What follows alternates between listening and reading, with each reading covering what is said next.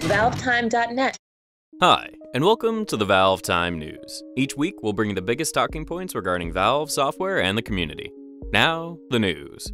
Halloween is just around the corner, and Valve are keen to celebrate as usual. Team Fortress 2's annual Scream Fortress event was announced earlier this week after a small hint on Tuesday, followed by a comic on Wednesday and the updates reveal on Thursday. The comic, entitled Doommates, focuses on the continued relationship between the soldier and his angry ex-roommate Marasmus the Magician. Similar to previous years, the comic provides some backstory as to the events occurring during the annual updates, with Marasmus becoming this year's theme boss on Lakeside Event, the redesigned Halloween-themed version of the Egyptian King of the Hill map.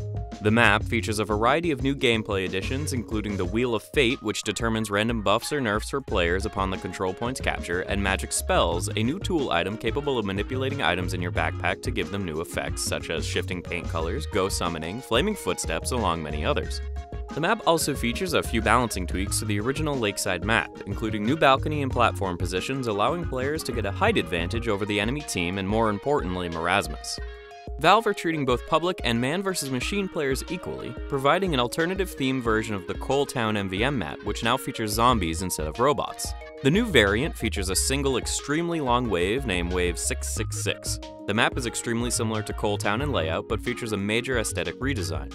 The Halloween event began on Friday 26th of October 2012 and will run until November the 8th, 2012, meaning you have just under 2 weeks to enjoy the update's content before Valve switches off the mode and TF2 returns to normal. What are you waiting for? Go get playing! Oh, well, wait for the video to finish anyway. In other Halloween-related news, Left 4 Dead 2 is currently free to play for this weekend only. You can download and play the game for free at any time up until Monday the 29th of October at 10 a.m. Pacific Daylight Time. So there really isn't a better time to go slaughtering some zombies.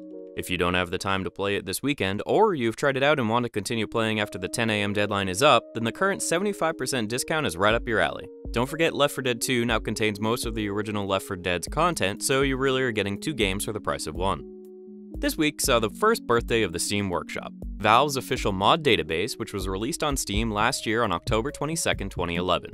The birthday was celebrated by Valve in a press release, which looked back on the past 365 days of the Steam Workshop and how it has advanced since its inception as a database to upload and view potential new items for Team Fortress 2. Since Steam Workshop was added, over 300,000 items, models, skins, modes, and maps have been downloaded over 55 million times for 16 different Steam titles. Valve also mentioned the profitability of Team Fortress 2 and Dota 2's custom item marketplace, which net community creators millions of dollars per year for their hats, weapons, and cosmetic items for both games. Towards the end of the press release, Valve discussed future plans for the Steam Workshop, mentioning some exciting additions coming to the Steam Workshop in the coming months to better support content creators, modders, and the community in general. We're excited to see what kinds of changes and additions these could be, so watch this space and we'll be sure to let you know when these updates arrive. Dota 2 received a sizable update earlier this week, which brought a variety of buffs and nerfs as well as a new hero, Centaur. As a durable Radiant Disabler and Initiator, Centaur features a set of abilities focused around doing high damage and stunning enemies. His ultimate, Stampede, grants Centaur and his allies maximum movement speed and no unit collision detection for a short period. Any enemies Centaur or his buddies run into for the first time will become instantly stunned and take damage, making the ability perfect for initiating attacks or escaping sticky situations.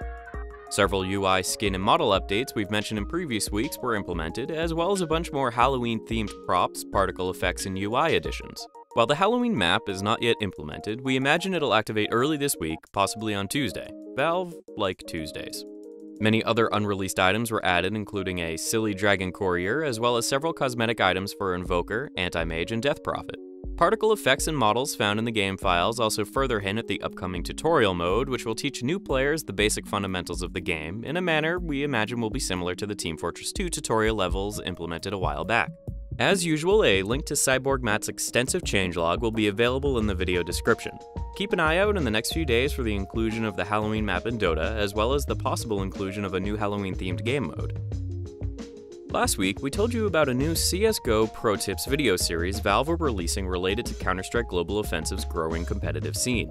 Valve released another episode this week, this time focusing on professional player TM and his thoughts, tactics, and strategies for the classic map Dust 2. As with last week, a link to the video will be provided on screen now as well as at the end of this video. And yes, he is playing left-handed. Counter-Strike Global Offensive also received an update this week, bringing skill groups to matchmaking in a new spectator mode known as Go TV, a resurrection of Source TV, which has been a desired feature from Professional Gaming Association since the game's release in August. Skill groups will help to balance matchmaking similar to a ladder system, ensuring that new and less abled players are never pitted against veteran players with years of experience. You can check out the full changelog in the video description. In merchandise news, the Valve store began selling new miniature Portal turret figures, which stand at 3.25 inches tall. There are 20 in total, all of which feature a unique paint scheme, many of which are based off of designs shown in the promotional trailers for Portal 2, as well as in several of the game's elevator room sequences. Each paint scheme design features two variations of the turret, one with the turret in idle and the other with the side-mounted machine guns out and ready to fire. You can pick them up at the Valve store for $4.99, making them a suitable and much cheaper alternative to the massive replica Valve received from Dota a few weeks back. Alternately, the Gordon Freeman 7-inch action figure we told you about a while ago has finally gone on sale. The NECA figure comes packaged with a regular head crab, gravity gun, a set of hands for posing, and a singular bug bait for Gordon to hold. The action figure features over 20 points of articulation and is apparently a great gift for the holiday, according to the figure's official Amazon page, just like everything else on there. In related news, the Valve store posted an image about having received a batch of Aperture Laboratories jumpsuits from NECA earlier this week, which we imagine will go on sale soon if they haven't already. And that brings us to the end of yet another Valve News Week. Thanks for watching. Don't forget to head on over to our website to sign up and get involved with the community. We'll have a few new videos coming out later this week around Halloween, so remember to subscribe to keep up to date. Stay tuned for more Valve videos, news, and reviews coming soon. Bye for now.